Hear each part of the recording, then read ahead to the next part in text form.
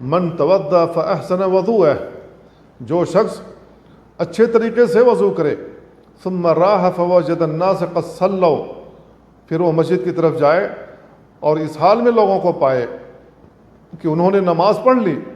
آتاہ اللہ مثل اجر من صلاھا وحضرھا، تو اللہ رب العالمین اس کو بھی وہی ثواب،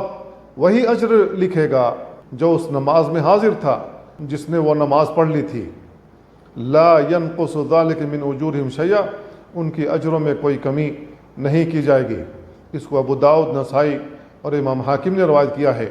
امام حاکم نے کہا صحیح علی شرط مسلم، یہ حدیث صحیح ہے اور مسلم کی شرط کے مطابق ہے۔ تو میرے بھائیوں، شیطان ایسے موقعوں سے فائدہ اٹھاتا ہے اور وسوسے ڈالنا شروع کر دیتا ہے کہ جماعت اب ختم ہو گئی ہوگی، کیا فائدہ ہے مسجد میں جانے کا، لہذا گھر ہی میں پڑھ لو۔ تو کم سے کم وہ آپ کے اجر میں کمی لانا چاہتا ہے کہ آپ کو زیادہ اجر نہ ملے،